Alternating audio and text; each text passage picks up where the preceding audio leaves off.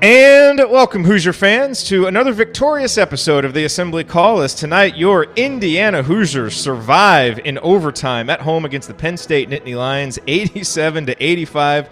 A game that the Hoosiers led by 12 at one point in the second half. But, you know, when Penn State is down double digits in the second half to Indiana in Assembly Hall, it's like they have us right where they want us. And Penn State stormed back, took a lead at the end of overtime before Indiana was able to tie it there at the very end. And then during kind of a rumble, fumble, stumble of an overtime where neither team really played well, Indiana was able to make the final shot as Rob Phinisee knocks down a jumper at the end of the shot clock to give Indiana the win and really avert disaster. If Indiana loses this game, they start 0-3 in conference play, and I think there would have been a very warranted meltdown of Hoosier Nation. As it is, the Hoosiers are able to win, able to push that meltdown off at least one more game and just give themselves a little bit of life in Big Ten play, move to 6-4. So a very, very important win for Indiana tonight at home. I'm your host, Jerod Morris. I am here with Andy Bottoms, Ryan Phillips, and special guest Scott Caulfield from Crimson Cast. We have a packed house for you here tonight. We're going to break it all down for you on this edition of the Assembly Call IU Postgame Show. And let's start this show the way that we start every show, and that is with our Hoosier Proud banner moment. And there's really only one place that you can go for the banner moment tonight. 85-85, 39.7 seconds to go. Indiana runs an offensive set that pretty much goes nowhere. But Rob Phinisee takes it into the lane, and with the shot clock running down, hits a nice turnaround jumper at the end of the shot clock to give Indiana the lead at 87-85, and it was a return of Big Shot Rob, a guy who, is known for hitting big shots, or at least was known, back in previous seasons, has not really been that guy this season. And tonight, for the first time really all season, we saw some offense from Rob that we've been wanting to see. And, what really impressed me about that last play there is that it was really a microcosm of the offensive success that he had in this game, which was taking what the defense gave him. He struggled early, but then in the second half, or at the end of the first half and then the second half, was able to hit a couple of mid-range shots. That seemed to get him going. Found a lane to drive into a couple times, was able to knock down a three, scored 11 points, easily his best offensive game of the night. And it felt for the first time like he was playing instinctive, taking what the defense gives him. That's what Rob does when he's at his best. That's what he did tonight, and he was able to come through in that big moment there at the end when Indiana really needed him to give the Hoosiers the victory. All right, our banner moment tonight, as always, brought to you by our friends at Home Field Apparel, now in their fourth season of sponsoring the Assembly Call. And with winter here and hoodie weather officially arrived, you need to make your way over to their website, homefieldapparel.com. They have something unique for everyone on your shopping list, especially IU fans, and all of their apparel is printed on the softest, most comfortable, most washable materials that you will find anywhere. If you want a few suggestions, I highly suggest, of course, the Bison hoodie, which you need to have, and then really any of the hoodies or crew necks because they're so comfortable. And, as you can see that I'm wearing tonight if you're watching the video, the new LEO Love Each Other shirt, that's right. Tonight, Indiana football, bringing good vibes to Indiana basketball, as I just got my LEO shirt in the mail today, wore it, and it is now 1-0 during basketball season. So I think I'm going to have to keep doing this until we lose. And remember, it's not just IU gear. If you have anyone on your gift list that maybe went to another school, Home Field may well have gear for them too, because they serve fans from Akron to Xavier, Hawaii to Pitt, from Hope College to the Colorado School of Mines. Their designs are unique, interesting, and vintage. And you can save because you can use the promo code Assembly20 at checkout to get 20% off your entire order throughout the year. So go to homefieldapparel.com, load up your shopping cart, and enter Assembly20 at checkout to get 20% off your order. That's homefieldapparel.com. All right, well, it is time to move the ball, find the open man, and get some opening thoughts from the rest of our team. And let's start with Ryan Phillips. Ryan, your rant on this Indiana victory. Until about the buzzer, I was not really happy about this game, and our show text thread probably showed that. But look, we'll get into that in the second segment and maybe a little bit later. But I want to, give credit to the upperclassmen guards for pushing Indiana to a lead in the middle of the second half, getting them up there up by about 12. Now we're going to go into how it's unacceptable that you're up 12 at home against Penn State, not Michigan State or, whoever else, but Penn State, and wind up going to overtime. It's unacceptable. But those guys showed something. They were challenged by their coach this week, and they showed something. And quite frankly, for the balance of the game, Indiana was better when they were on the floor. And so that's something we haven't been able to really say that much this year. The guys you've been saying, well, we're better when he's on the floor, have been Trayce Jackson-Davis, Armaan Franklin, sometimes Trey Galloway, depending on the game. Trey Galloway has made us better.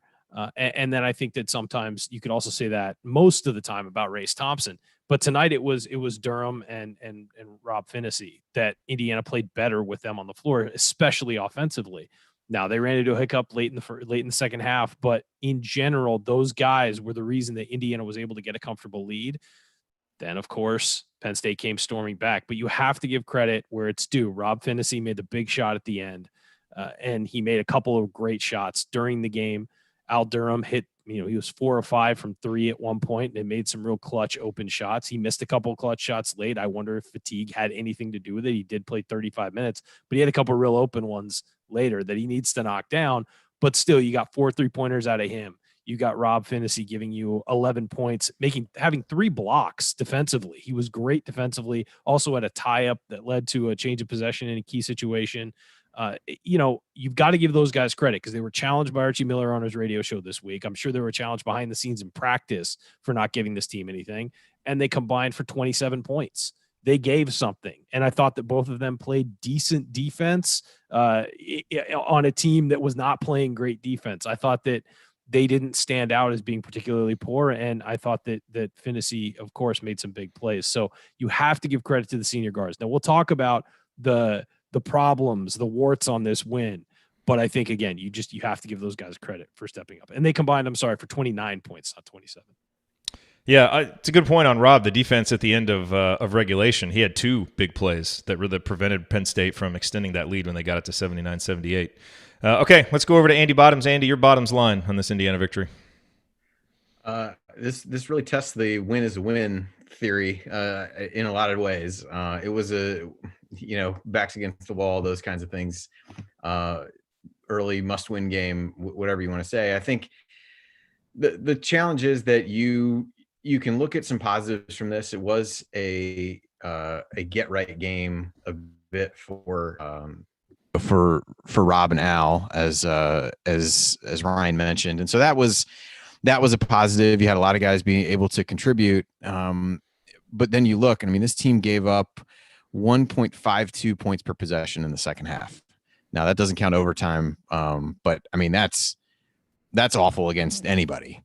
Doesn't really matter who it is. And IU was really getting spread out and struggled on that end of the floor, and then just looked tired by the end of the game because there was a stretch there offensively where IU had it rolling. I think they scored on 8 straight possessions, and the pace slowed down a little bit on offense, and things really went south after that. And as much as Archie talks about wanting to continue to give other guys minutes, 7 guys played after halftime, and Lander hardly played in the first half because of foul trouble and defensive issues, and Geronimo played a little bit because he had to. But this team depth is just continuing to rear its head with this team, and it gets a little bit tougher and tougher, and guys look really tired. A lot of shots left short as you went down the stretch of the game. But like Ryan said, kudos to Rob for making a play on an offensive set that, as you said, I don't really even know, other than Trayce try to fake the guy out so you can come out and get the ball. I have no idea what the what the plan was there to really free him up and get him the ball. So Rob bailed him out, and they got a Big Ten win, and hopefully that's something that they can springboard from. But man, it's hard to feel great after a performance like that, even though there were positives to the game and positive contributions from a lot of guys. Because of how much they were able to score, and quite frankly, how terrible Penn State's defense was. But this kind of effort is not going to win very many Big Ten games at all in this season, for sure. Well said. All right, let's bring in special guest Scott Caulfield. Scott, your thoughts on this Indiana performance? Yeah, guys, thanks for having me. When you win a game against one of the worst teams in the Big Ten by 2 in overtime, you got to bring out the 4-man panel. It's time to bring in special guests. This is a huge moment for IU. No, I was thinking, if we had lost, I was ready to just, ask you if I could just cuss on the air and just let's get it over with. But I was thinking, what do I talk about if we win? This was even before the game, and I saw the game and went down. But I thought about this, and this really hits home, is that, I have a son who's 7, about to turn 8 years old, and he comes home with homework, as a second grader does a little bit. And he has to do like a math worksheet, has like 5 rows of math, and like he has to read for 10 minutes, or I'd like him to do that. And the days he wants to play video games, or when he wants to play out with his friends, he will he'll set a timer on his Echo for 10 minutes. And then he'll do like the 5 math problems he has to, no more, like the bare effing minimum. And he's like, all right, I'm going to go play. And that's kind of to what Andy's saying. Like, that is what this game and this win was. Like, this is the absolute bare minimum that you need to do. And like, there's some positives. I'm not here to be that guy, so we can push the ball aside when you want to talk positives. But I mean, as Andy said, this is not going to get it done. Like, this was a game that you could have at least gotten some kind of momentum. I guess you get a little bit, but like, this was the bare minimum. And to Andy's point of them looking tired, I know what it is. I know it's marketing, but it's like, I never want to see another video of them just busting ass and working out before the season again. And like, oh, we're killing it. Like, oh, we're running upstairs and we're flipping tires. It's like, stop. Like, I want to, like, how about you just look like you're fresh in overtime against Penn State when you're like 3 games into the Big Ten? Like, I don't know. I have a friend who texts me that whenever he sees those videos, and like every time I see him flip a tire, I think they're going to miss 5 more threes during the season. But yeah, I mean, that's what this game is. Like, this is the bare minimum. Penn State's not a good team. Like, by all metrics, they're not a very good team. Our defense did not look good tonight, but yeah, it's the bare minimum. I did my 5 math problems. I read exactly 9 minutes and 59 seconds. I want to go play video games now. Playing the role of coach tonight and railing against the social media videos is Scott Caulfield.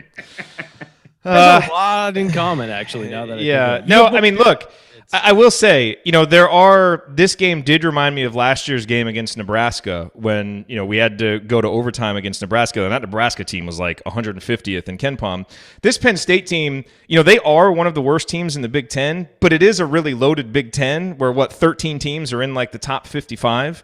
So it's not a horrible Penn State team, and they've played other Big Ten teams close, and they beat Virginia Tech. So they are not terrible. That said, the way that Indiana played for most of the night felt terrible, and so you're right, Scott. Indiana did the absolute bare minimum that they needed to do tonight. But, look, I think we've got to start out talking about the defense. Because please, let's. I will say, like, when there were some defensive plays that needed to be made at the end of the game, Rob Phinisee made a few. Indiana got a stop there at the end, so that was good.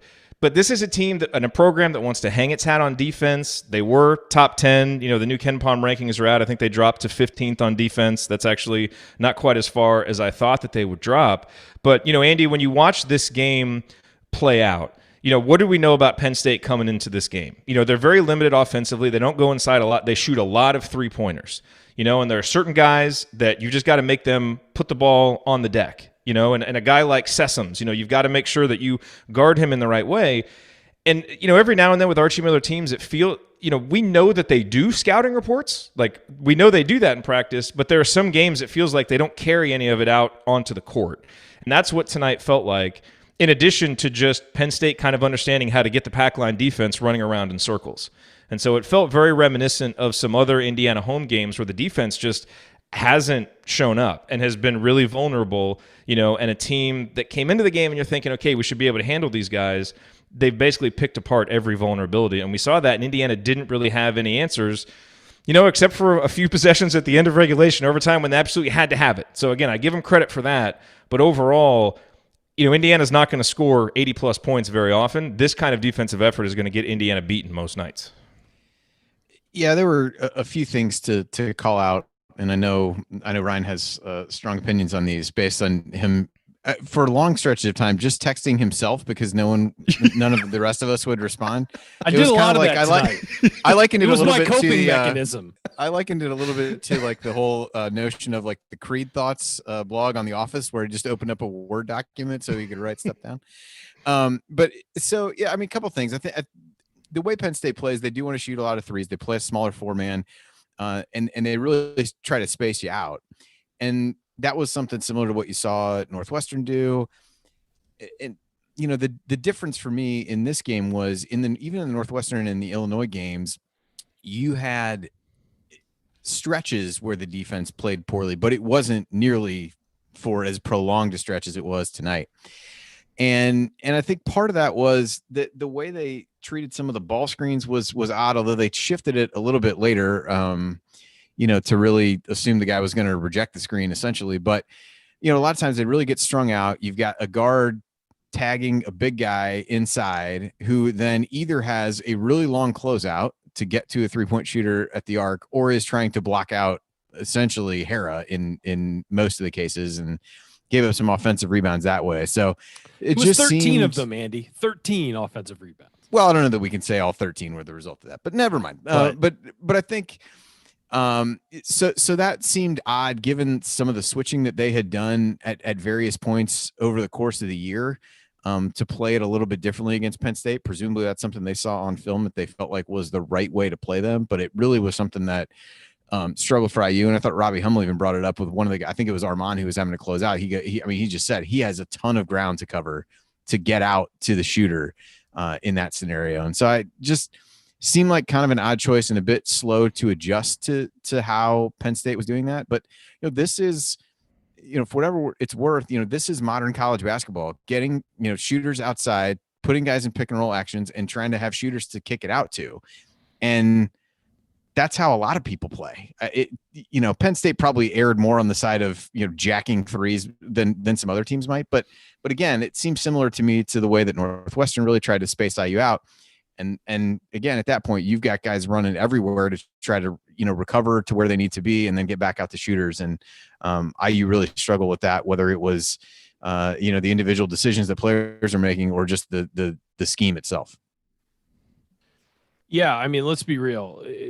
Indiana had no answer for ball screen defense. And we saw this last year at times when Joey Brunk was playing, was they would overhedge. He wouldn't be able to recover to his guy, and it would either be a dunk or somebody else would have to step up and help, leaving their man wide open on the perimeter. Then even if that guy doesn't shoot a three, you're closing out really hard to get to him because he might, and he drives right by you. I mean, and that was what it looked like tonight was, and you have Trayce Jackson-Davis out there and Race Thompson out there who are quick at recovery, but repeatedly they would hard hedge that ball screen and it would throw the entire defense off like it had never seen a reversal off a hard ball screen before. And so at some point you got to change the coverage on that. You can't just let it repeatedly beat you for 40 minutes, which it did tonight. That's on Archie. He's got to change to say, okay, let's just switch that ball screen. Even if it's Trayce Jackson-Davis on a shooter, the other way isn't working. Maybe his length will help. And maybe then at some point in the offense, you can switch back to the big guy when the ball is not on your side of the floor or something. You've got to change the coverage on that. You cannot just allow yourself to get beaten by the same thing over and over and over just because that's your system. Like if your system isn't working, change it. Like it's maddening. And I get that Archie is very dedicated to the pack line and he wants to hard hedge and he wants to do those things. But earlier in the year, they were switching everything and it was working. And then all of a sudden over the last two games, they've gone back to that hard hedge that worked at times last year, but also got beaten quite often by teams that could shoot. Penn State going in, you knew was a team that could shoot, and you went back to it. And then 10 minutes into this game, they should have been like, all right, no, we're switching back. Just switch everything. Just switch on the perimeter, help each other out, communicate, and you could switch back.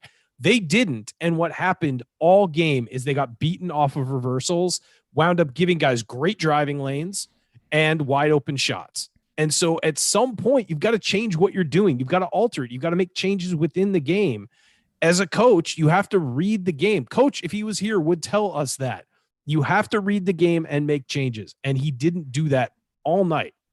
He got lucky that Rob Phinisee and some other guys made some great individual plays late. I'll give Armaan Franklin credit too a little bit for helping out and knocking a ball loose at one point. And, guys were making great individual plays. But what Penn State did and what every team from now on, if they're playing Indiana, will do, spread the floor with shooters, get into driving lanes, make the help come and kick and reverse it one more time, and you will find an open shooter. Or individual pick and roll at the top of the key and either hit the roll man or kick it to the corner because somebody will be wide open. That is what every team in the Big Ten should do to attack Indiana, because tonight Indiana proved it can't guard it. It can't guard it. The guys who have been in this system for years don't have an answer for it. And so at some point you've got to fix that. If you're Archie Miller, you can't just say, well, this is our system, we're going to stick with it. To be fair, Indiana did think enter tonight's game with pretty good 3-point defense so far on the season. So and this is the first time It's the first time it's been that bad. And Agreed. you're going to have some bad nights. So but they I just also wanna throw that switched out to there. they switched back to the hard over hedging Yes. two Yes. games ago. And so it's changed. Now they were hedging under the shooters before just to kind of do a little show until the guy could recover. Now that's also on the guy, not just on the hedger, but it's also on the guy who's getting screened to fight through and get there fast so he doesn't have to hold as long. But you had Trayce Jackson-Davis jumping all the way out tonight. So he's, perpendicular to the ball handler.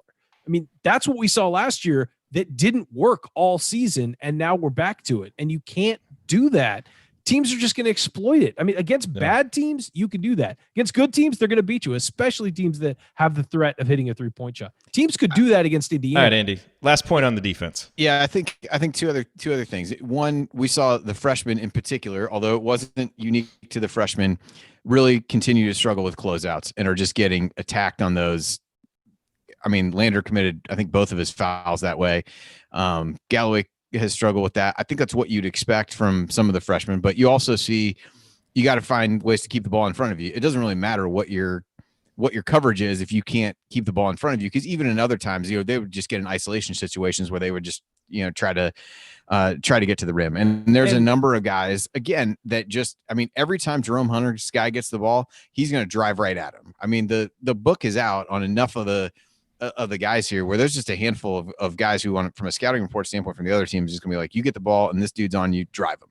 So there's other things to do that need to get better, not just the ball screen coverage. Like, that is not the end all be all of figuring out what needs to happen. But those were the other couple things where you just got, again, you're not playing a lot of guys, and then you got young guys who you're asking to go in and play minutes, and they're really struggling to close out under control and contain somebody. And then that just gets you in rotation all over again with somebody trying to step in and help. This IU team blows on defense. Galen, that is unfair. That's unfair. This is still a solid defense. We had to have Galen here if Scott's going to be here. Okay, so let's end this segment talking about the offense, because as frustrated as we are with the defense tonight, and I think it's warranted, even though, again, this is still a good defense. Maybe not the elite or great defense that we thought it was, a few games ago, but it's still a very good defense. Offensively, we saw some things to like tonight. Notably, Al Durham and Rob Phinisee getting it going. Obviously, they had been called out by their coach. We talked about Rob. I thought from Al tonight, we saw the things that we need to see from Al, which is basically Al Durham's got to go out and produce points. He's going to give up some stuff on defense. He's going to make 2 or 3 decisions every game that result in turnovers and leave you shaking your head. But he's got to compensate for that with his scoring, and he did it tonight. 18 points. He came out looking for a shot, looking to drive, and really, I thought, did a nice job, and also had 4 assists. So he did a nice job tonight. The other thing that really stood out for me offensively was how important Trey Galloway was in Indiana's half-court offense. I mean, for most of the night, he was Indiana's best facilitator in the half court. That is a credit to him, because I think it shows that he's really improved. Just in what have you played, 10 games this season, he's gone from a guy who was completely out of control, driving into the lane, to now a guy who drives much more under control, is much better at picking his spots for when to pass and when to go up and try to finish. And tonight finishes with 10 points, 5 assists, and you saw in the second half there was a stretch where he was creating all kinds of looks. He goes out, and the offense just kind of fell apart for a few possessions. And again, on the one hand, that's a real credit to him. On the other hand, we're going to be in trouble if that doesn't change. And so that's where guys like Rob have to step up, and other guys are going to have to step up and be better playmakers. But I thought, Scott, tonight there were some things from the offense that we can take if we start to see him in future games. Maybe we can look back on this as kind of one of those slump busters that got a few guys going. And I'm checking my notes. There was a couple plays in the second half where Galloway was really the only guy who could get Jackson Davis the ball and wasn't just like a set play. Like, he had a couple of little, 2-man like pick and pops where he's getting the ball to him, and it's not just, Phinisee dunking it into him. Like, he's able to get, Davis and the ball in a good spot. But the thing that I would say about Al Durham, like, I love to see it. It's great. But like, I was looking at it, like, 4 for 8 from 3. That's the most threes he's hit in his career in a game. If you took this game and put it into his junior season, just plugged it in the season, that'd be 10% of the threes that he made all last year. He hit 36 last year, so he'd have 40 with this game in there, and 4 for 40 is 10%, because my kid does half of his math. So, I mean, he does the bare minimum math. I know that. Proud of you. And so, yeah, I'm proud of my boy too. That is It's good. Like tonight was good. I'm going to stay positive for a sec. Like I love the progression of Armaan Franklin. Like he just looks aggressive. Like in the last post game that Galen was on with the Illinois one, like him and Andy talked a lot about just like the, being aggressive. And he's the only one who seems to look like he's aggressive the entire game. There's stretches where guys kind of lock in like, hey, this works. And it's like, all right, now we're going to go to being passive again and like not going to do it. But this goes to a larger problem where it's like, this just doesn't feel sustainable. Like, I just don't know if we're going to get 4 threes and 18 points out of Al Durham. And honestly, he should have had 5 or 6. Like in the overtime, he missed an open 3. And then I think his guy hit a 3, then he missed another open 3. Like he had some that rimmed out, but it's progress because he had been missing left and right. And tonight his misses were right on. Yeah. And so he fixed something. The second one in overtime was online. It was in and out. One thing I want to say, before we get too far away from this, you mentioned that Trey Galloway was the only one finding that Trayce. There was one time where Trayce Jackson-Davis got the ball on the left side, top of the key from somebody, dribbled directly at Trey Galloway, handed him the ball, rolled to the basket, and got a pass from him. He was like, nope, this guy gets me the ball. I'm getting like, it didn't even look like it was part of the offense. He just dribbled over, handed it to him, and then spun and rolled, and Trey gave it to him. It was very much just like, I know where my bread is buttered. It's right here, and I'm going and giving you the ball. It was, and good for Trayce. He should do that. And so I just thought you made a great point about Galloway getting him the ball, and Trayce obviously saw that too. Yeah. So this is like when the team is doing well like this, like that's what's good. The thing with the offense that drives me nuts is like there was a point in the first half we were up. Let me look at it. We're up 14-8. If we're anything close to a point of possession at the start of the game, we're up 24, maybe 26-8, and this game is over. I mean, we've now, like, Penn State felt like they were in it for most of the game because we really outplayed them the first 5 or 7 minutes, but we're only up by 6 points as opposed to nobody could make a shot. Yeah, right.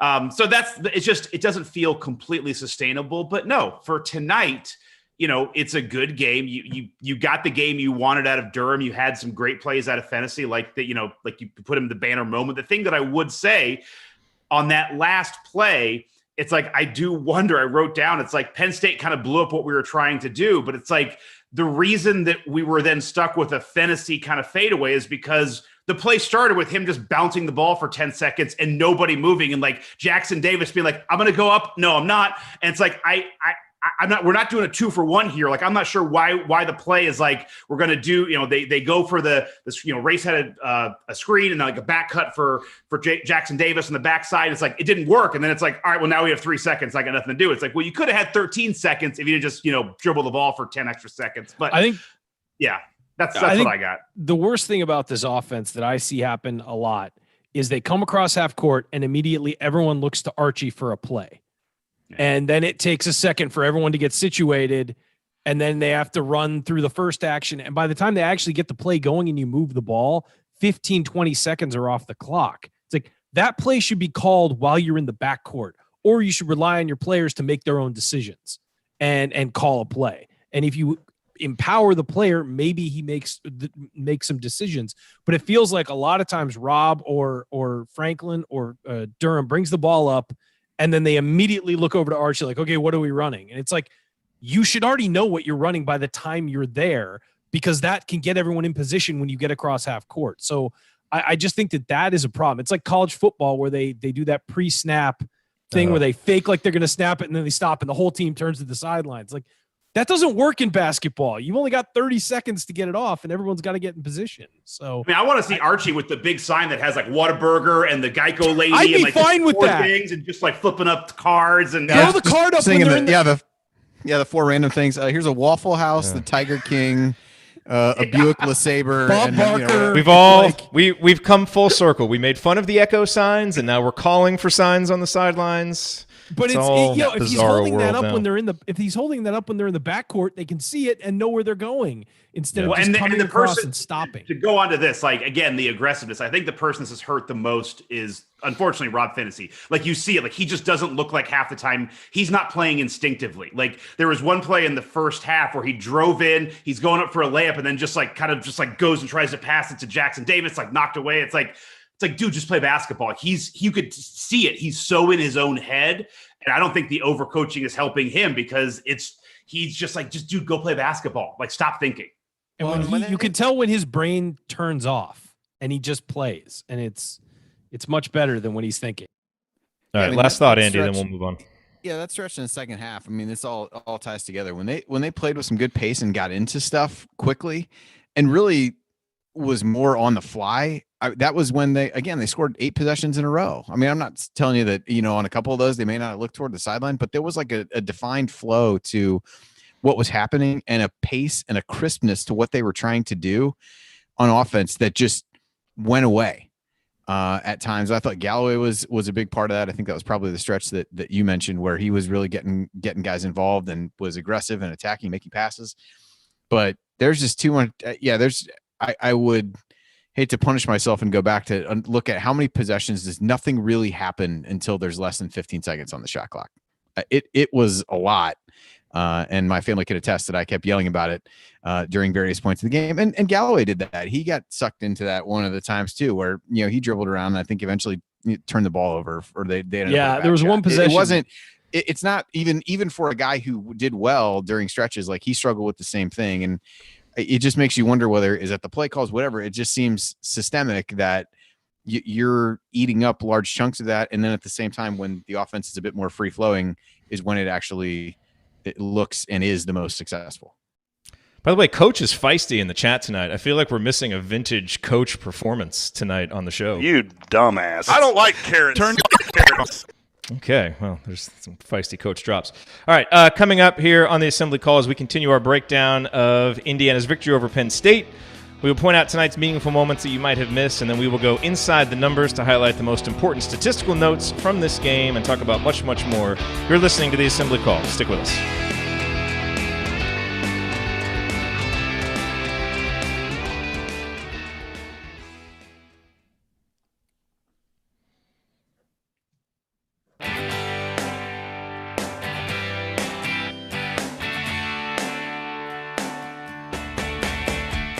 Hi, this is James Blackman Jr.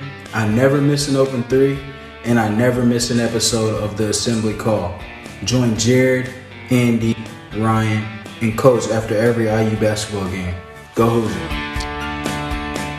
That's IU-Penn State game legend, James Blackman Jr. there for you. Thank you, James. You are listening to the Assembly Call IU postgame show. I'm Jerod Morris here with Andy Bottoms, Ryan Phillips, and Scott Caulfield breaking down tonight's 87-85 victory for Indiana over Penn State. And it's time, guys, to talk about tonight's meaningful moments that you might have missed. I want to talk about one with Armaan Franklin here in just a minute. But, for me, there are two that really, really stick out. And, one of them happened with 4 minutes left to go in the first half. Indiana got that 5-point play where Al Durham hits the three-pointer. Penn State gets a technical foul. Al makes the free throws. The Hoosiers are up 29-20. And it really feels like they've got a chance to push this lead out against Penn State, take some real momentum into halftime, and immediately Penn State goes down, makes a three, then Armaan coughs up a turnover, fouls the guy in transition, they score, quick 5-0 run, they're right back into it. And so we squander that lead. Then again, it happened in the second half. The Al Durham, Rob Phinisee offensive explosion where those guys go off. Indiana's up 12.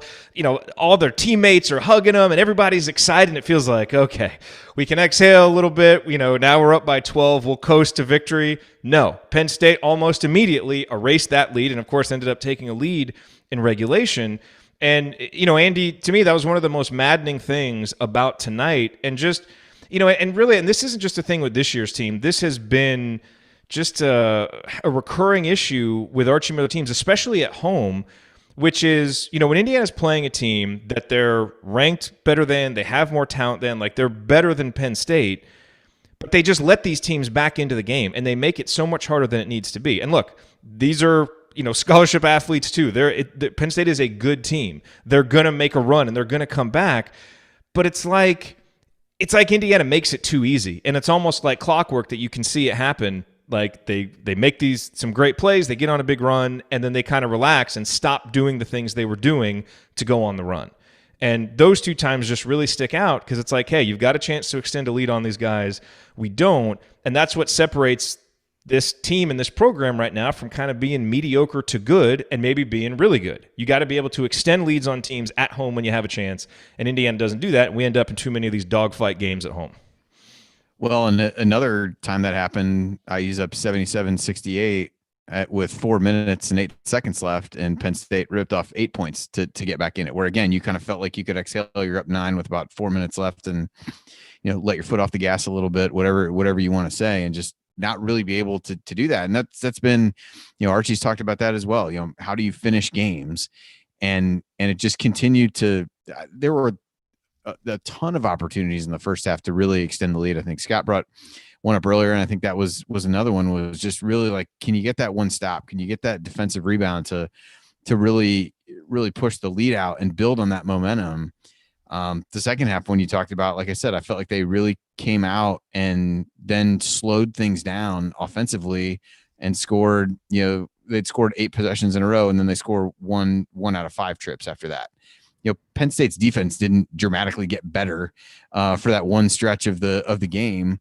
But again, it was, Penn State, you give them some credit. They were able to hit open threes. It's something IU can continue to struggle with. I wrote down a moment where, we had a wide open 3 on one end. We missed it. They have a contested 3 on the other end and make it. And it's like, sometimes it's just that simple, I guess. But I don't know what it is about the team that kind of can't get those next couple plays to really extend the lead. Although then, to your point, you felt like you started to see it in the second half where things really started to roll downhill, and it gets to be a 12-point lead, and out of the timeout, give up a 3 and really struggle to score for the next 2-3 minutes and let them back in. And that was, in a game, IU's offensive numbers are off the charts, but you still had those lulls where, allowed them to hang around. But it was, really more the defense tonight than anything.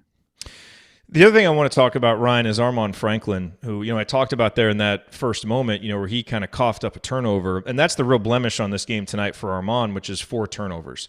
And a lot of the turnovers just came from sloppy ball handling, frankly. A guy trying to kind of dribble and do too much. Should have been 5 too. Well, it should have been. What I will say is, I'm not mad at the turnovers because we can't have it both ways. We can't ask Armaan, as a sophomore who's still evolving into a go-to offensive player, to be aggressive and be this go-to guy producing points, but don't ever turn the ball over. Now, clearly, he's got to work on his ball handling. He has to, and his decision-making. Like, he has to work that out. But to me, these turnovers aren't as much carelessness or sloppiness as they are a guy who's going from being a low usage player to being a high usage player who maybe doesn't quite have the ball handling skills yet to handle it, kind of trying to feel his way through it. And if that's the price that we have to pay for his 16 points and really assuming the role of go-to offensive guy, Rob and Al did it tonight, but Armaan's the one who's been doing it every game.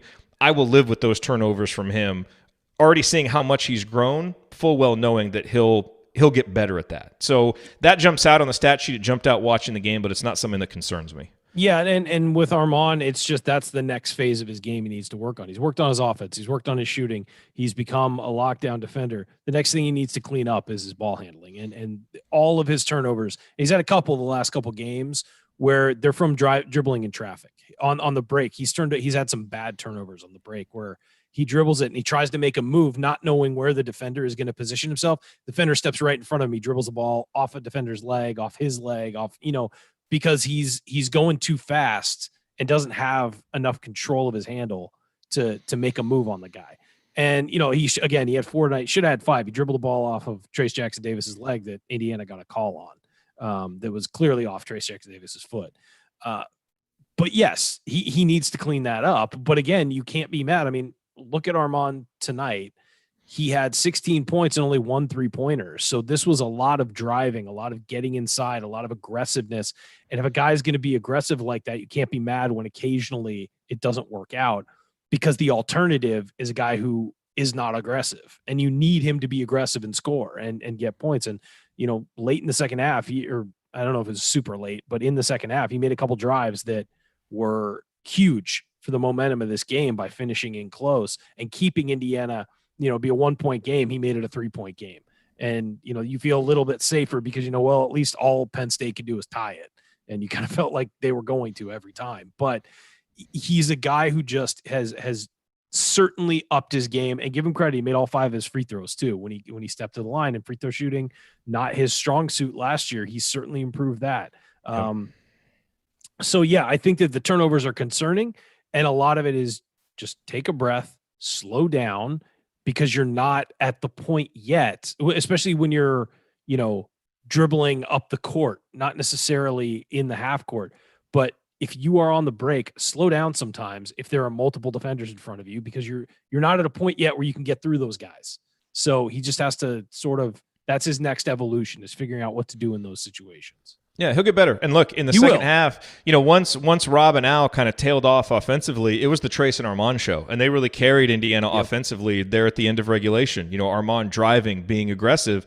And this was a guy who was the 150th ranked recruit. He is Archie's lowest ranked recruit that Archie has brought in. He is not a guy who was supposed to be your go-to offensive player as a sophomore. And it's part of the reason why this team is offensively challenged. It's not a knock on him, because he's playing far better than anyone could have expected. It's just the fact that he's had to pick up so much extra slack for other guys who either haven't developed or who have gone through struggles. And so, with a guy like that, we're going to have to deal with a few of these growing pains. But goodness gracious, he shows so much toughness and so much heart. And he's the guy, when Penn State would go on, some of those runs that I talked about, and they would maybe, get it down to 2 or 4 points and kind of threaten to take the lead, who would step up and make a 3, or who would step up and drive and get a bucket? Like Armaan, he only had 16 points tonight, but Scott, I looked at that at the end of the game. I was like, he only had 16, because it felt like every shot he had was a big one, was an important one. And his evolution into that guy who wants to be that is huge, and throw the recruiting rankings out the window, because he's showing he was better than that, and he's only going to keep getting better. And so I think, for a lot of the people, want more offense run through him. And look, I agree. He's a guy who needs to have the ball more, and he's showing, he may not be fully ready for the higher usage with some of those turnovers, but he's showing that in terms of his ability to produce despite the turnovers, he can do it. And Indiana has had to have it so far this year from him.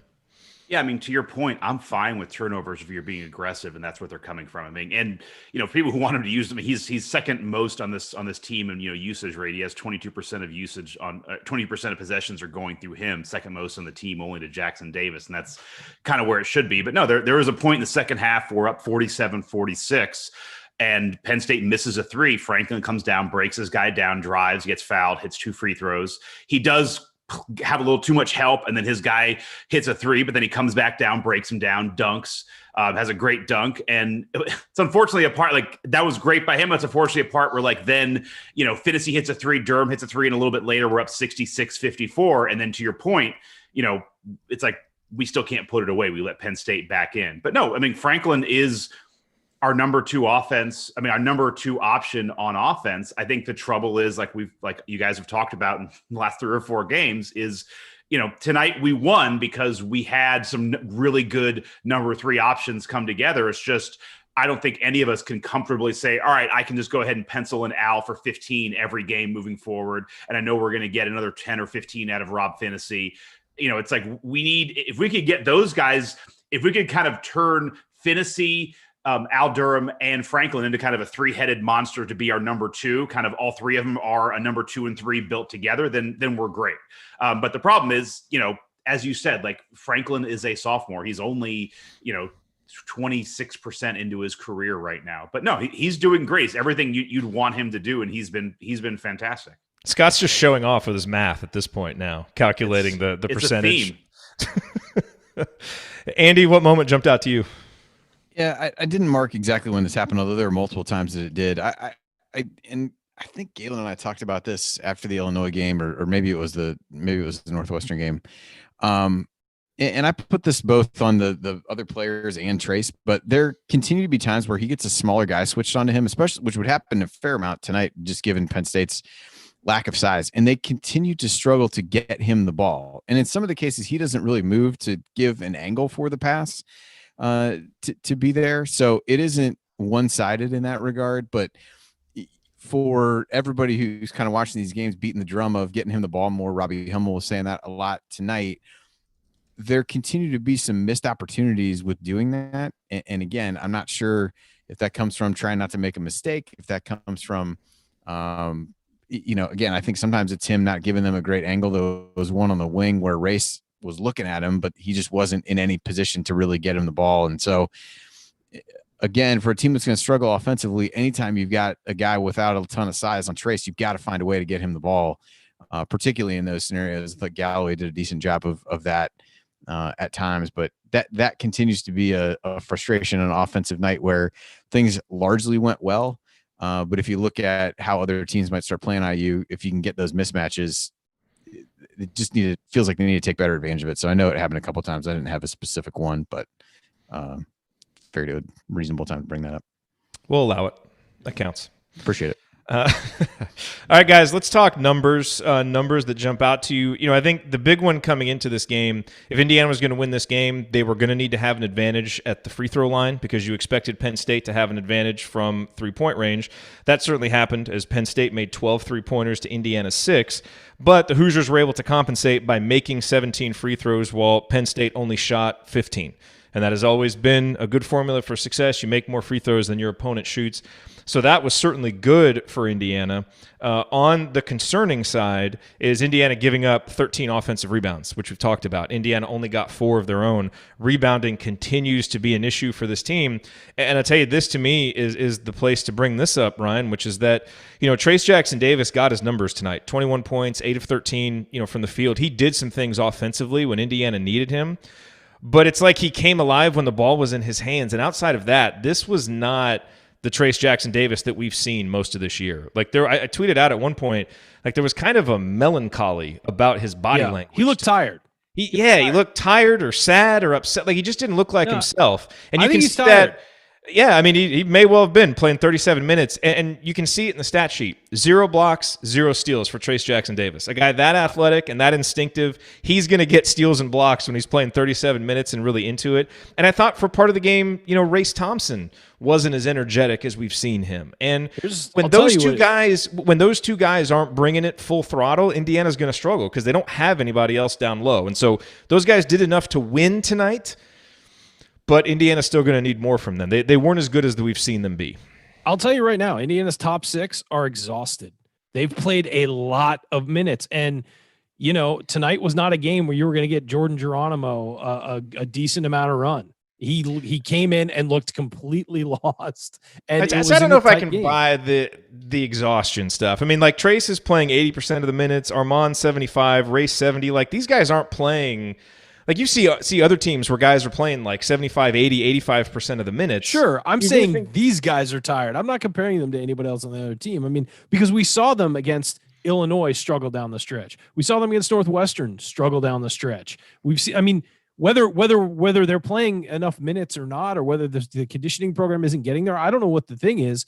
They're playing a lot of minutes and it's not working well. And so, it's not paying off well. There's not a whole lot of depth on this team. You're going to have to start force feeding minutes in the first half to guys who maybe don't belong on the floor yet. I mean, I know Lander got a second foul tonight, but he's not going to play. He's not going to play 30 minutes. Who cares if he gets a third foul? Like, leave him in there for a couple minutes. Let him test it out. If he gets 4 fouls in the first half, who cares? He's not going to play in the second. I really think that you need to start force feeding some guys some minutes. And if it's 5 minutes here, 3 minutes there, 4 minutes there, all of those add up in the end.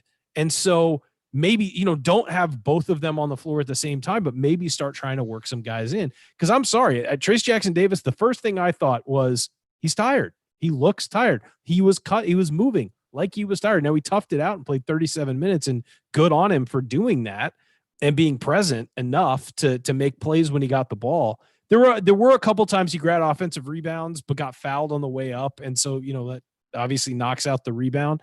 But yeah, he wasn't super active on the offensive glass. I'm just not sure with him. I buy tired because we saw last year some games where he just kind of didn't look into it. Now he's better this year, so he can still score 20 points. But when it starts at the beginning of the game, he's not tired at the start of the game. I buy tired as those games where he wasn't into it though. He would play differently than he did tonight. He'd play a little bit like he did at Illinois. He'd work angles. He'd go side to side. He'd maybe try and shoot a little bit. Like when he got the ball in the post, he was attacking tonight. Yeah. And I just feel like when he does that thing where he's not into the game, he doesn't attack at all. And so that was my perspective of it. Maybe he wasn't as into the game, but I'm saying it was a different look than we've seen before. And so, yeah, I think that those guys are playing a lot of minutes. And Archie said early in the season, yeah, it's concerning to be playing Trayce and Race more than 35 minutes a game. He said that a couple weeks ago, and I agree. I mean, if it's March Madness and it's win or go home, yeah, you got to play those guys as much as you need to win the game. But it is concerning this early in the season. We're not even in January yet, and these guys are already loading 35 plus minutes a game or in some of these games, and that's a lot. And I don't know. I just feel like these guys are, especially, playing Northwestern, then Illinois, really close together. And then you get a couple of days off and then you play this one and you're right back out there for 35 minutes, 37 minutes, whatever it is. I just thought he looked tired. I thought a couple guys looked tired. I thought that had a lot to do with the defense not recovering as quickly as it did. Now I'm tired. I would say too, I think it might even be less physical and also, partially mental fatigue. Mental in the sense that, Jackson, he's young. He can play 40 minutes and he'll be all right. He's a professional. He's going to be a professional athlete very soon. At least professional now. But where you're looking at is like, they know they have nobody on the bench to come help them out. So, and tonight you had some guys coming, Phinisee played well. Now Durham came well, but it's got to be tough when you're Jackson Davis. It's like, if you're having a rough night or it's just things aren't clicking, or you see like, oh God, Finnesee's not playing well tonight. It's like, there's nobody off the bench who maybe can come and spell him. It's like, Lander's not going to do it. Like, that this is it. Like this is your ride and die guys. And I can imagine that would get taxing after a while, 5 or 6 games in, where it's like, I just had 2 games where I did everything I could. And we know he was pissed after, what was the loss? The Florida State loss. Like, he was like, nobody helped me out in that one. I think that's where it mentally gets taxing, where it's like, you're doing well. And then you see, the turnovers, you see guys making the mistakes. It's like, why are like, I'm doing everything I can against Penn State. And like, I need someone to show up. It's like, this is all I got. Like, there's nobody, and now, Brunk's not there to help.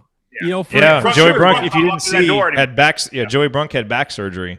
That's a big loss for Indiana. I know we, harp about the hedges and ball screens and things like that, but man, having him for 10, 15 minutes a game would be huge, especially in a game like this. This is the type of game where I feel like Joey Brunk really would have helped when Trayce and Race are struggling a little bit, don't quite have the energy. It's like the Minnesota home game last year. Joey'd been struggling for weeks, and he comes in and he, wins that game just with energy and toughness and heart. So just to get him a few minutes to sit on the bench and watch, like get well, Joey. And Archie has tried to steal minutes for Trayce Jackson Davis this year. He'll take him out with, 6 minutes left and try and get him back in at the under 4 timeouts. Sometimes it hasn't worked because there hasn't been a stoppage, and then you're trying to crowbar Trayce back in somewhere.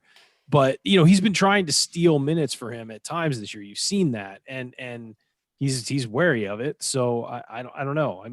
Jordan Geronimo at some point is going to have to play minutes now with Brunk out. He's just going to have to. I don't know. There's no other answer for that. But he's the only other guy who can potentially take a role, in the low post and eat some minutes. He's going to have to at some point. The only thing I will say about Brunk is, just to go a little bit big picture, I agree with everything you're saying. It would be helpful. It would definitely help this team. But it's like, big picture, like, dude, if we're in year 4 of the Archie Miller era and we're going to the entire season is now because Brunk got hurt. Like, that's why it's like, dude, Underwood's not having those problems in Illinois. Like, everybody else in year 4 is able to get somewhere. So if it's like, oh, because of Brunk's injury. No, it's not the entire. Yeah, no, you don't make that excuse. But yeah, it's not an excuse. Yeah, but it's a factor. Anytime you lose a guy that was a key player and might have started and provides depth, it's what it does, Scott? It provides no margin for error. That's the thing. And that's why I feel like there's going to be a couple games Indiana's going to lose because Trayce gets in foul trouble or just doesn't quite have it. And those 10 to 15 or 20 minutes Brunk could give you, you just don't have. And that's nobody's fault. He's just hurt, and you've got to try and find a way around it. It means Jordan Geronimo's, his development has to speed up. Jerome Hunter has to show that he can guard somebody. So you have to figure out a way to compensate for it. But at the same time, it still hurts. I think we can, you got to kind of balance those two things. Andy, what numbers jumped out? Something, though, that Jackson Davis doesn't get in foul trouble. That is the one great thing about him, is that doesn't really happen. Yeah.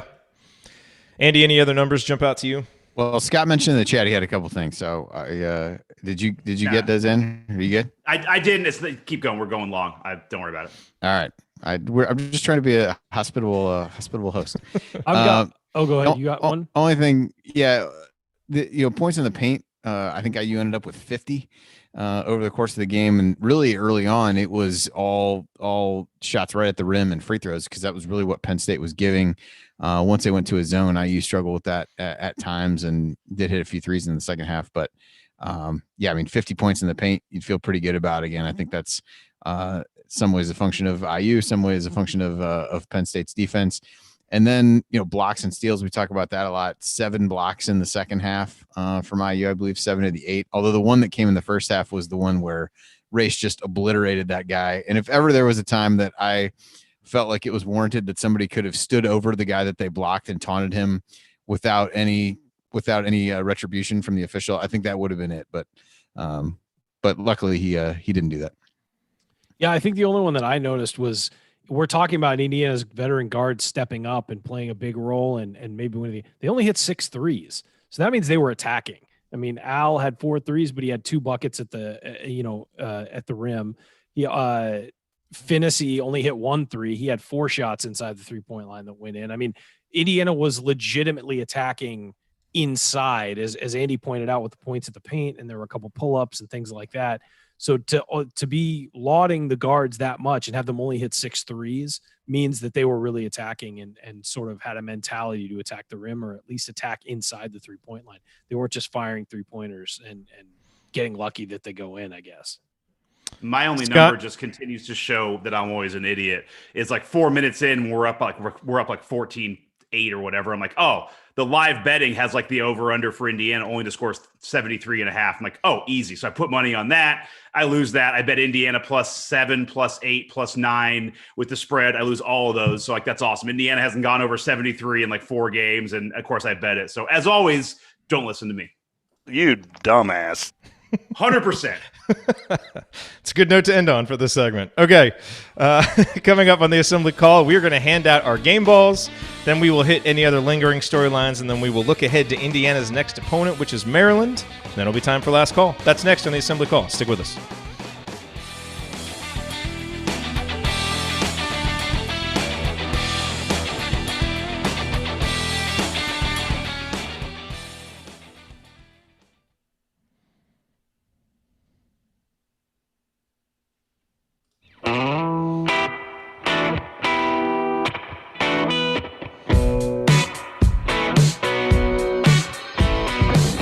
Hey, this is Deron Davis. And what's the only thing better than dominating a Duke big man in the post? Is celebrating with friends afterwards. Join Jerod, Andy, Ryan, and Coach on the Assembly Hall call after every IU basketball game. Go Hoosiers. Thank you, Jerron. You are listening to the Assembly Call IU postgame show. Catch us live immediately following every IU basketball game, plus every Thursday night at our website, assemblycall.com. But by the way, not this Thursday night, because we are going to take New Year's Eve off. So then we'll be back with the normal Thursday night shows after that. And while you're there at our website, assemblycall.com, make sure that you sign up for our free IU Hoops email newsletter.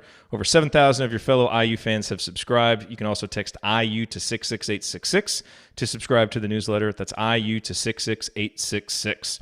All right, I'm Jerod Morris. I'm here with Andy Bottoms, Ryan Phillips, and Scott Caulfield. We are breaking down Indiana's 87-85 win over Penn State, a game so thrilling, so entertaining that we just had to have a 4-man crew for this show. It is time now, gentlemen, for the game balls.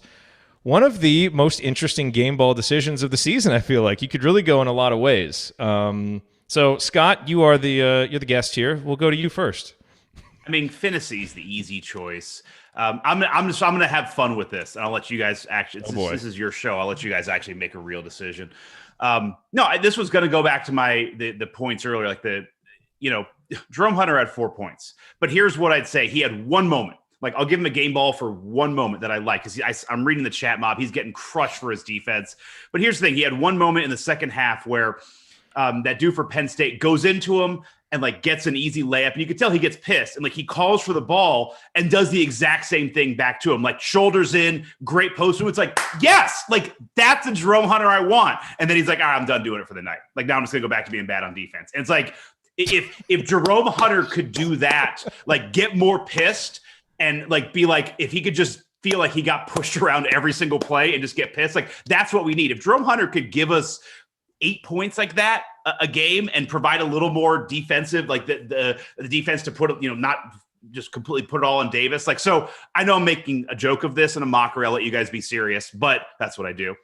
But honestly, like, that is like, I saw that one play by Jerome Hunter. I'm like, that's what we need, dude. Like, Penn State's not a big team. Like, he should be demanding the ball and asking for that. So it's like, Jerome, if you're listening, which you're not, like, do more of that. Like, get pissed. Okay, Jerome, I love you, man. Chat mob, they don't like you. Give it to Scott, man. No, that's the one play I was like, dude, that was awesome. Like, we need more of that. He can do it.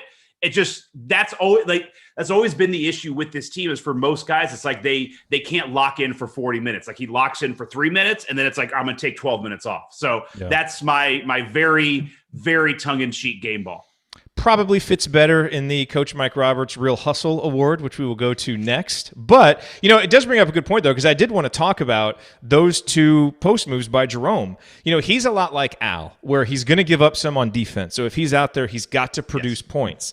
And his three-point shot isn't going down, but he had a couple of mismatches today, took him into the post, and scored.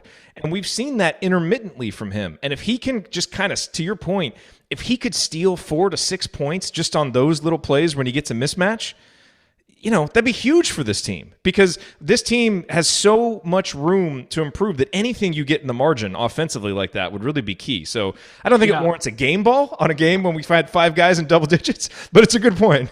I watched Jerome a lot. Okay, I'll tonight. give it to Phinisee. Done. When Jerome was out, you can't take back your game ball. No, it's in the books as Jerome. I will say, I watched Jerome both ways a lot tonight. Now, he did get beat on defense a few times. I thought as a 4 tonight, it might have been his best game actually playing the 4. Because he's played some swing between the perimeter or whatever. Just it being in the right place and he made some really good passes. He had the one where he went to short corner, got the pass, immediately threw it to Trayce, cutting to the basket for a layup. I do think that as far as being a 4, he played pretty well tonight. Compared to some of the past performances. So that was not completely out of left field, Scott. I think that I noticed that too. 100% out of left field. Andy, your game ball. Please bring some sanity back to this segment. And then he's muted. Boy, this segment is just going muted. Great. Man, so close. We're closing out this show as well as Indiana closed out the game. Absolutely. Yeah. I'm starting to get tired. I'm fatigued. It's almost midnight here. I'm going to go with Rob. I think you could make a case for Rob or Al. Even Armaan, he hit some big shots, but I'll go with Rob. Between the second half and overtime, had 9 points, 3 blocks, and a steal, and the game winner. So I'll go with him. I would certainly listen to arguments for the other perimeter guys for sure, but was also just exciting to see, Rob smiling at various points during the game and making a big shot, which hopefully is a boost to his confidence. As Robbie Hummel, I think, even alluded to that as well, that it was just a lot of kind of mental stuff, that when he just gets the ball out and can get in transition a little bit and just let his instincts take over instead of thinking too much, then he can really be there. So I'll give him the game ball for the game winner, and hopefully a springboard into some continued improvement over the rest of the season. Yeah. Ryan, who gets yours? He's not my pick, but I'm surprised he hasn't gotten love yet, is Trey Galloway. I'm surprised one of the first 2 guys didn't give 10 points, 4 rebounds, 5 assists, led the team, only 1 turnover in 36 minutes, was also +7, which was tied with Trayce Jackson-Davis as the highest. But I'm going with Rob Phinisee. You make that big shot at the end. The defense he played, the 3 blocks, as we've mentioned, were incredibly big. Had a steal as well. He had a couple tie-ups, where he really went in and helped the fellow defender out. And then, 11 points for him, but he hit that big shot at the end. So it has to be Rob Phinisee tonight. I think there are other guys that you could maybe give an honorable mention to, but he's the clear choice. Yeah, a guy like Trayce Jackson-Davis gets graded on a curve, because he's the superstar. And, look, 21 points, 6 boards. He did some things that, he hit a big free throw toward the end of regulation that sent it to overtime, even though he missed the second one that could have won it, and got buckets when Indiana needed him. But I'm going to give mine to Al Durham. And this is not just because I wrote about Al Durham this week and talked about what Indiana needs from Al Durham. All it needs from Al Durham is just what Al has shown us that he can be. It's like sometimes with Rob, we want Rob to be this all Big Ten point guard that we haven't actually seen. we've seen it in the briefest of flashes from Rob Phinisee, but never for an extended period of time. But if you go back to the last 8 or 9 games of Big Ten play last year, Al Durham scored about 12 points a game, was really consistent as a point producer. And that's what Indiana needs from him. Just a reliable guy on the perimeter that you can pencil in for 11, 12, 13 points a game. Armaan has certainly given Indiana some of that, but they've got to have it from Al. And we've seen him do it. That's why I think it's been very frustrating early this year. Now, I don't know if the ankle was hampering him or what, but he was out there, and the expectations for him are what they are. And tonight he did it. And, at the 2 times when Indiana's offense was really going and Indiana built its big leads, as I mentioned in the meaningful moment, in the first half when they were up 29-20 and in the second half when they went up 12, who was at the center of it? It was Al Durham. Now, again, they lost those leads, and I thought Armaan and Trayce did a great job of kind of saving Indiana's bacon at the end when everything else was going poorly. But Al was involved in 2 huge scoring outbursts for Indiana. That's the kind of guy that he's got to be. And so the mentality that he brought to the game tonight, I thought was really good. And so, to kind of see him bounce back from some of the struggles that he had, he gets my game ball. But the official game ball goes to Rob, which, look, when you hit the game-winning shot in the Big Ten, an important Big Ten victory, I think it's well warranted for you to get that game ball. Mike Roberts' Real Hustle Award, I think this one pretty easily is going to go to Trey Galloway, don't you think? For all the reasons that Ryan said. Just a guy who brings tons of energy. And again, I think the great thing about Trey, and Scott or Andy, if you want to jump in and say anything about Trey, he obviously hasn't shown us the ability to make outside shots yet. But he just continues to improve on his recognition and decision-making when he drives in. And he is a guy, you feel better offensively when he's on the court because you always feel like, hey, this is an offense that's so stagnant at times and is so disjointed at times and can look like 5 guys that just met up in the hyper and were surprised that the game before them ended so quickly, and they're like scrambling around. Trey Galloway is kinetic and makes things happen on offense. And sometimes this team just needs someone that confidently makes things happen from the wing. And Trey does that because he's just always going 100 miles an hour. But now he's kind of starting to add some of the recognition with it. So, we may just have to rename this award the Trey Galloway Real Hustle Award. But that's the kind of tone he sets, and that's important for this team, especially on a night like tonight when some of the leaders didn't have the energy that you're used to from them. Yeah, I think the playmaking is just – I feel like we've talked about this a lot over the various games, but he's aggressive. He's looking to make plays for others, not necessarily for himself, although he took, smart shots. I felt like tonight when the opportunity presented itself. But a guy that's not willing or that's not afraid to get into the teeth of the defense and try to make a play for somebody else. And, when things get stagnant for this team as they can so often offensively, like that's what's not happening. Too much side-to-side dribbling and not enough, going toward the basket or trying to make something happen. I think he's a guy that's really adept at that. And which is not to say he's going to be the point guard of this team, but there were times when it felt like, all right, well, maybe he's what they need to initiate the offense and do some of those things. So I think, those kinds of just IQ type things, even watching him when when Penn State played zone, you can just, all those cliches about being the son of a coach and just being really smart with what he was doing, knowing where he needed to be. That really showed itself in those stretches. The team didn't necessarily play all that well offensively against the zone, but you could just tell he had a really good idea of what he needed to do and how he could help set up other guys. Yeah, it's a weird look, but if you look at like the games we've lost, it's the games where he has not played well. I mean, it's not perfect, but he has, 4 points against Illinois, 6 points against Northwestern. He only has an offensive rating of 27 against Florida State, has 0 points. He didn't play great against Butler, but we won that game. But for the most part, when he's playing well and providing, 8 to 10 points and an offensive rating over 100, we're going to win. And so, it's in a weird way, he is kind of the key to getting everything going. He's also the guy the most likely to get my award, like the dude I'm going to love watching for the next 4 years. Like on a team that's kind of frustrating to watch at times, it's like you're drawn to him. Like I am going to love having Trey Galloway in my life for 4 years. Yeah, he is. He had the first Chris Kramer comparison today from Robbie Hummel. That was inevitable coming from a Purdue guy. He'll be better than Chris Kramer. Come on. Yeah. Look. Indiana's in trouble if Trey Galloway is our best playmaker for the rest of the season. He is. That's not a knock on him. You have to be able to have other guys that are producing plays for others. But my God, we'd be devastated without him. So he is really helping. And this leads to the last storyline I wanted to talk about tonight, which is Christian Lander. I pick Galloway as well. Yeah, we're all picking Galloway. All that right. one was, and I'm not going to Just making Scott sure. because he'll pick like Jordan Geronimo or Anthony Leal or somebody for this one. So we're not gonna. I'm picking one of the cutouts in the back row, one of the big. Soon guys. I'll be there. By the way, everyone can look for me in the cutout. That's right. Last thing I want to talk about is Christian Lander. He got his obligatory 3 minutes in the first half, did not play in the second half.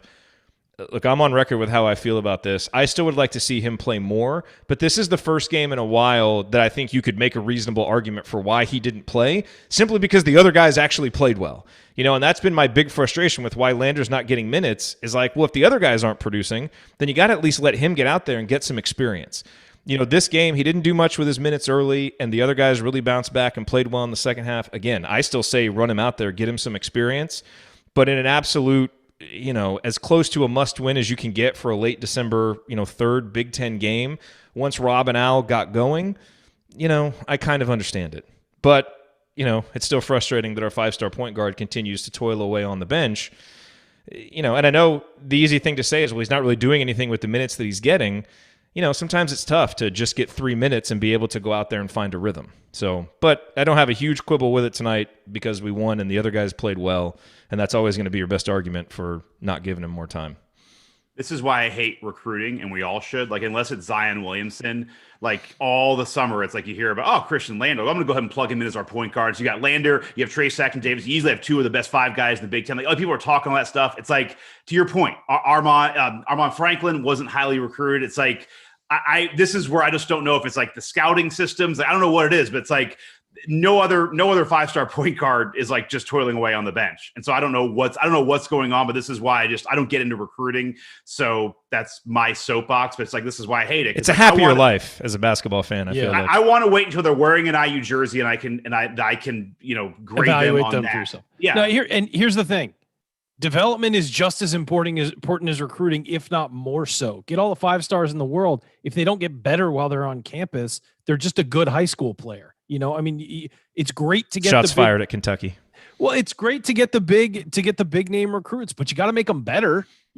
Otherwise they're just dude who scored 20 a game in high school. So, but Lander also was a year younger than everybody. So, right. It was always going to be a tough transition. I agree with Jerod. I think moving forward, they need to find areas to get he and Geronimo more time in games. I agree with that. And we argued about it a couple weeks ago, but seeing how some of these guys are dragging and how it's affecting their defense, which is the most important thing to Archie, they need to get him some more minutes just to steal minutes for guys and give guys a chance to take a breather sometimes. Yeah. All right, Andy, let's look ahead. Maryland comes in. The Terrapins not expected to do much this year, but then came out and shocked the world by beating Wisconsin. So they are now 38th in KenPom, just another of the parade of Big Ten teams that you just look down the schedule and it's good team after good team after good team. Is Maryland good? I don't know. I guess it can be kind of a semantic argument, but they're certainly good enough to come into Assembly Hall and beat Indiana if Indiana gives a B- effort. So what should we expect from this game? Yeah, I haven't really had a chance to watch Maryland play too much this year. They hadn't beaten anyone in the top 100 of KenPom before that Wisconsin game. So that definitely feels like the outlier so far. Just given who they played before that, they lost at Clemson by 16, lost to Rutgers at home by 14, and then lost at Purdue by 3. So, pretty balanced team. They got 6 guys scoring at least 8 points a game, and they don't really play. Even if you look back at that Wisconsin game, they don't play a ton of guys. So it's just a number of players stepping into bigger roles that have been there for the last few years and being asked to do a bit more. So the names will be familiar to people, but they basically have everybody's between 6'5" and 6'8" that really plays substantial minutes for them. So they don't have a ton of size, but they also are got some good length even in the backcourt. So they're 11th in offensive efficiency so far. So that's really, especially after the defensive performance from IU tonight, what to really monitor and go from there. We owe them from last year. Gave that one away. By the way, Al Durham just tweeted, shout out to the big man upstairs, though always.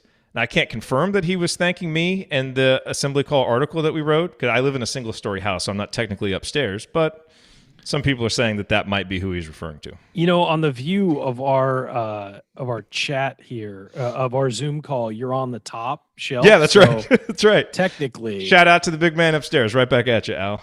Hey, I've got Al's back. No one will go down fighting for a senior guard like Jerod Morris. Gosh darn it! And today, Al Durham proved me right. So I feel really good about that. All right, you're listening to the Assembly Call IU postgame show. Remember that you need to check out our friends at Home Field Apparel to get the perfect gift for the college sports fan in your life. Use the promo code Assembly20 at checkout to get 20% off your entire order. Gentlemen, it is time for last call. Scott, we will go to your final thoughts on Indiana's 87-85 exhale victory over Penn State. Yeah, I mean, it was, like I said in the beginning part, it is they did just enough to get by us, the bare minimum. Again, I don't want to go all macro on this, but, as I look at where we're at, like, this is always what bugs me is like, so Ken Pom is not the end all be all, but we're projected to finish 9-11 in the Big Ten again. So maybe we'll Ken Pom, his projections are not exactly always what's going to happen, but that's where we're at. Like this was, to me, it's a must win, obviously, but you did it in such a tough way. And again, you look at it like in, the first 3 years, we were 9-9 in the Big Ten, 8-12 in year 2 with a losing 12-13 streak, which was a lot of fun to go through. And then 9-11 last year. And so the point that I always make is that there's circumstances, there's injuries, like all of that stuff is there, but you've underperformed in 3 years. And so now you're at a point where it's like, I need you to overperform for a good amount of time. You can't just go 9-11 or 10-10. And that's where it's like, this game is kind of like a micro of the macro. It's like, would have loved to see us just beat down Penn State, while also, covering my under, but no, beat down Penn State and, win by 10 or 15, come out and hit a bunch, just look like, all right, we laid the smackdown and we're ready to go in and take care of Maryland, as opposed to like we all eked out. It's like, oh my gosh, do we really have to do a post game tonight over this? But it's like, this is the trouble that I have with the micro and the macro is like, at some point we can't just keep underperforming and then just do the bare minimum and be like, all right, well, good. We're still a 500 team in year 4. It's like, we got to start overperforming, and we got to start overperforming in these games. And then we got to start overperforming in the Big Ten, and then we got to start overperforming in the Big Ten tournament. So like, I'm taking it big, but it's like, that's my main takeaway is like, this is the problem that we've had for a while now is we're kind of just always eking by with just enough. We got to get more. And it's going to start with guys like Phinisee and Al Durham and Galloway doing what they did tonight on a very consistent basis. And if that happens, we're a solid team. The problem is the consistency. So we got to see that. But, we got it tonight. We got to win. Cliche time, a win is a win, doesn't, it's a record book, yada, yada, yada. But now like, let's go beat Maryland. Let's go beat Wisconsin. Let's go beat Nebraska. And let's get a little run going here. I like it. All right. Thank you, Scott. All right, ladies and gentlemen, I have some sad breaking news here in the chat. Ryan's girlfriend, Madeline, is making dinner and she's having to reheat it because the show is taking so long. So cue the sad violin and let's cue up Ryan's last call so he can get to dinner because she might have to reheat it again. I mean, it's 9:15 and I haven't had dinner yet, so you're lucky you got me this long. Andy lives on the East Coast. He's not concerned about the time. Probably had food today, though, right? Let's not delay this any longer with the sad music, okay?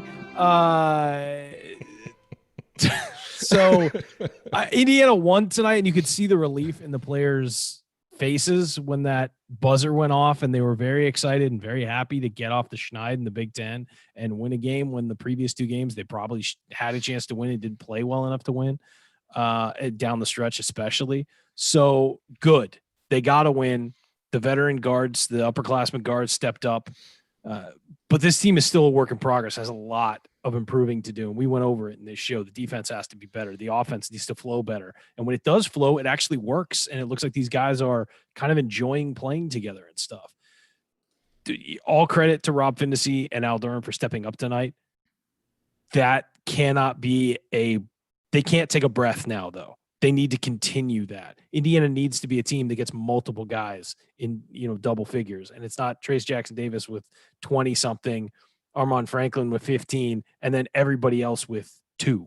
They need to have multiple guys playing. And playing well and scoring, and then also doing it on the defensive end. So this has to be a game where they say, okay, we like what we did on offense. We got to clean up a lot on defense. And you don't get a day off in the Big Ten. The next game is coming, and Maryland's going to be tough, just like Penn State was tough, just like Illinois was tough, just like Northwestern was tough. So this is a 20-game season, and you are 3 games in, and you better start pushing even harder, because it's not going to get easier. Andy, last call. Ryan, thank you for your service tonight, for your sacrifice. We appreciate it. Ryan, what's for dinner? It's salad and some leftover meat from Christmas. Oh, very good. Let's say you don't reheat salad, but all right. Filet mignon roast and some mashed potatoes. Oh, filet mignon. All right, game ball goes to Madeline. I change it. Sorry. Yeah. Later, guys. Can your mom bring some tiramisu? We did have that for Christmas. Later, guys. All right. Well, from my perspective, you had a couple things that were, I don't, or went differently tonight than they've gone over the course of the season. I mean, the defense was, for a prolonged stretch, not what we had come to expect from this team so far. And that was on the negative side. And on the positive side, you had the kinds of contributions from Al and Rob that everybody had really been pining for so far, and that Archie had talked about and everything else. So it now becomes a question as you move forward of what there's one of those things that obviously we hope goes back to where it was before, and another one that we hope, builds on what it was tonight. And I think that as you look forward to the Maryland game will be, the first thing that I'll look at is just, does the defense get back to some semblance of what it had been for most of the season thus far?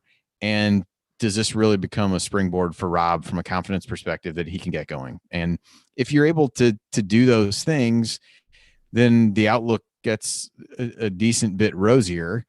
There's certainly reasons to believe that's not the way that this is going to go. But if we're looking to be optimistic, I think that's what you look at. You see those guys get confidence and play well, and you may continue to have a really short rotation.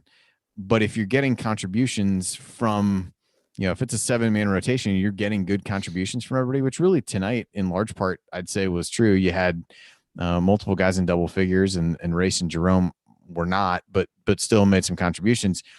You got some really good performances out of 7 guys, and you can look to build on that, hopefully work some other guys in. And that makes, I guess, being forced to play maybe a shorter rotation a bit more palatable as you go forward. So I'll be optimistic and hope that this becomes the first of a number of good games for them, because backcourt play is so important in college basketball, and you felt good going into the season because you had veteran guys there that just hadn't given you had really been outperformed by Armaan Franklin, who was the surprise, and a pleasant surprise at that, the leap that he's made. And so if you can add the veteran presence of those guys and some improved play from them to what you got with Armaan, I think that stabilizes a part of this roster that there have been reasons to not feel great about so far during the season. So this was hopefully one where they turn the corner, and we'll find out on Monday, I guess it is, whether they can keep that going against Maryland. Doing these shows is always such a cathartic and sometimes revealing experience. I always enjoy the shows, and sometimes my mindset when the show starts is a little bit different after it ends, and we've had a chance to kind of talk through it.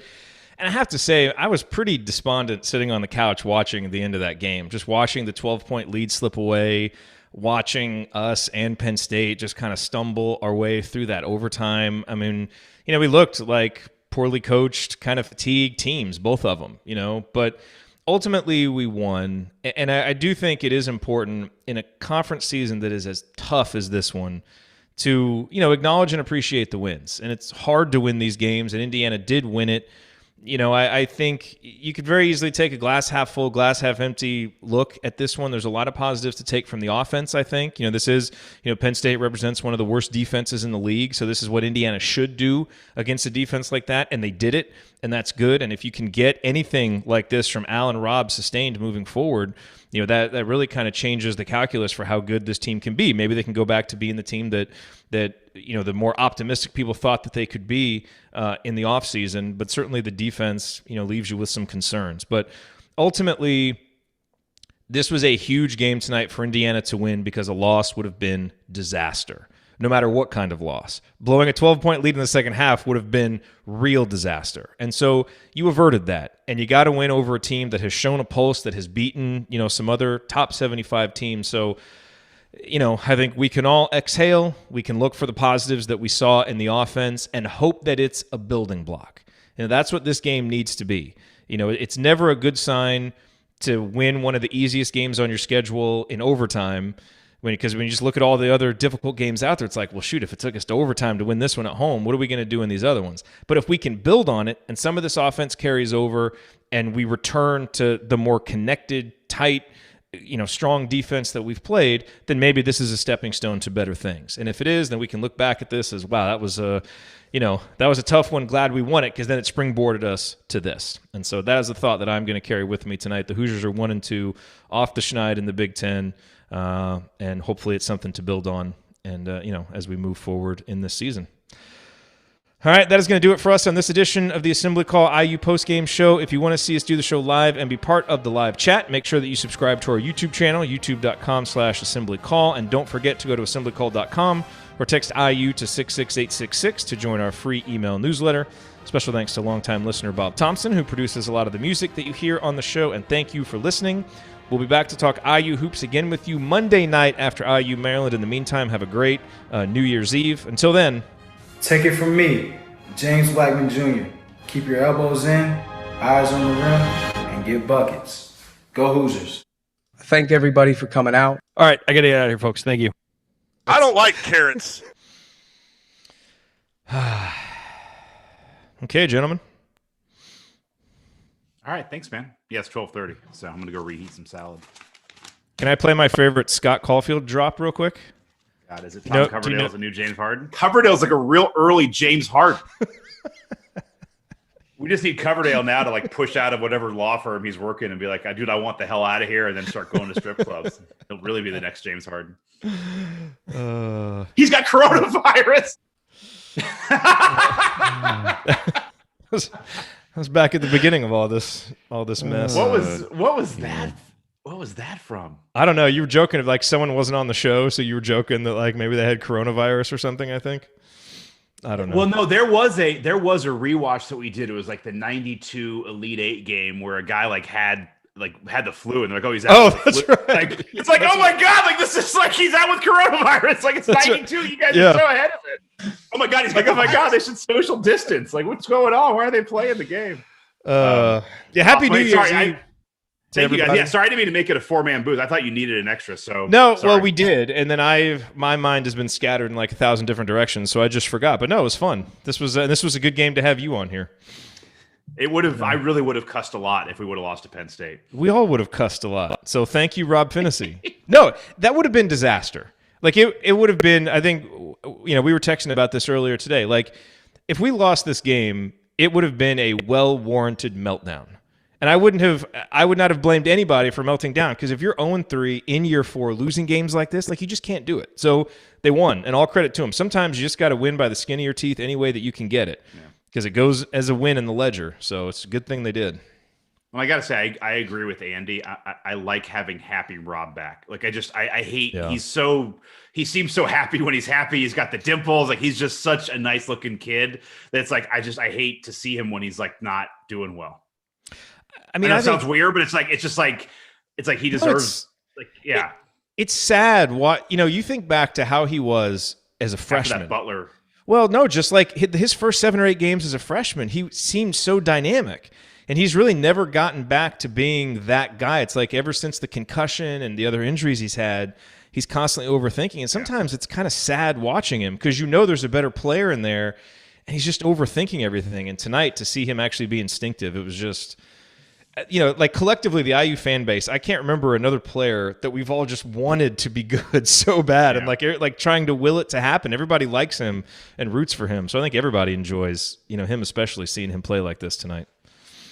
So, all right, I gotta run. It's almost 12. Yeah. So is Jen reheating your dinner now, Andy? No, absolutely not. she's asleep.